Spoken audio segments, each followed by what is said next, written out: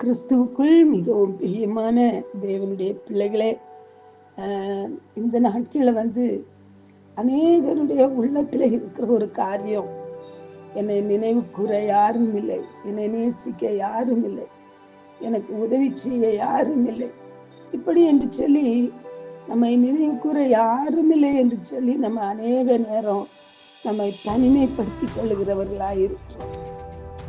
ஆனால் தாவீது ராஜா பாருங்க, சங்கீதம் 40வது அதிகாரம் 17வது வசனத்துல சொல்றாரு, நான் சிறுமையும் எளிமையுமானவன், கர்த்தரோ என்மேல் நினைவாயிருக்கிறார், தேவரீர் என் துணையும் என்னை விடுவிக்கிறவருமாய் இருக்கிறீர், என் தேவனே தாமதியாதேயும் அப்படின்னு சொல்லி சொல்றார். தாவீதுடைய வாழ்க்கையில சவுல்னால துரத்தப்பட்டு, தனிமைப்படுத்தப்பட்டு, சிறுமைப்படுத்தப்பட்டு, அவன் காடுகளிலும் மலைகளிலும் ஓடி அங்கே அவன் ஒளிந்து கொள்ளுகிறதையும், அங்கே அவன் பலவிதமான வேதனைகளை அனுபவிக்கிறதையும் நாம் வேதத்துல பார்க்கிறோம். அப்படிப்பட்ட நாட்களிலே அவன் சொல்லுகிறான், நான் சிறுமையானவன், நான் எளிமையானவன், ஆனால் என் தேவன் என் மேல் நினைவாயிருக்கிறார். ஆம், இன்றைக்கு கர்த்தர் சொல்லுகிறார், நான் உன் மேல் நினைவாயிருக்கிறேன், நான் உன் மேல் நினைவாயிருக்கிறேன், உன்னை உயர்த்த, உன்னை மகிமைப்படுத்த, உன்னை ஆசீர்வதிக்க, உனக்கு துணை நிற்க, உன்னை விடுவிக்க நான் உனக்கு துணை நிற்கிறேன். அல்லேலூயா. ஆகவே நாமும் கூட சொல்லணும், நான் சிறுமையும் எளிமையுமான கர்த்தரோ என் மேல் நினைவாயிருக்கிறார். அல்லேலூயா. தனிமையில் என் துணையே, எந்தன் தாகத்தின் நீரூற்றே, வறுமையில் என் செல்வமே, வற்றாத ஜீவ ஊற்றே. நம்ம வேதத்துல பார்க்கும்போது ஈசாக்கு அந்த கேராரூர்ல அவன் குடியிருந்த போது, அந்த பெலிஸ்தரின் தேசத்துல அவனுடைய தகப்பன் தோண்டின துறவுகளை பெலிஸ்தர் தூர்த்து போட்டார்கள். அவன் அந்த துறவுகளை மறுபடியும் அவன் அதை தோண்டினான்.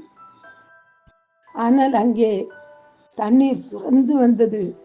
ஆனால் ஒரு பெரிய ஏமாற்றம், அந்த கேராரு மேய்ப்பர்கள் அது தங்களுடையதுன்னு சொல்லிட்டாங்க.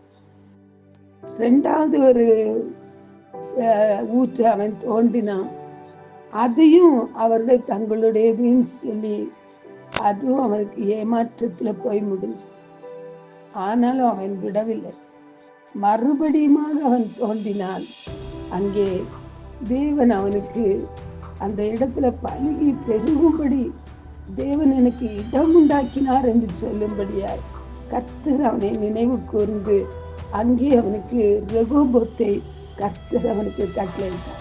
அல்லேலூயா. ஒருவேளை நீங்கள் செய்கிற காரியங்களை, ஒருவேளை நீங்க ஏமாற்றத்தை அனுபவிக்கலாம், ஆனால் சோர்ந்து போகாதபடி தேவ சமூகத்துல நின்று ஆண்டவரை மகிமைப்படுத்தி, அவரை துதித்து, அவர் மேல் வைக்கிற விசுவாசம், அன்பில் நீங்க பெருகும்போது தேவன் உங்களுக்காக ஒரு ரெகோபோத்தை தேவன் கொடுக்கும்படி அவர் நினைத்திருக்கிறார். அல்லேலூயா. ஆமென். கர்த்தர் நம்மை நினைத்திருக்கிறார், அவர் நம்மை ஆசீர்வதிக்கிறார். கர்த்தர் நம்மை ஆசீர்வதிக்கும்படி நினைத்திருக்கிறார்.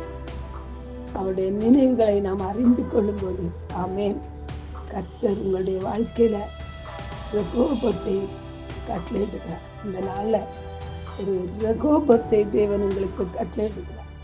நீங்கள் தேசத்திலே பலுகி பெருகும்படி தேவன் உங்களுக்கு இடம் உண்டாக்குகிறார்.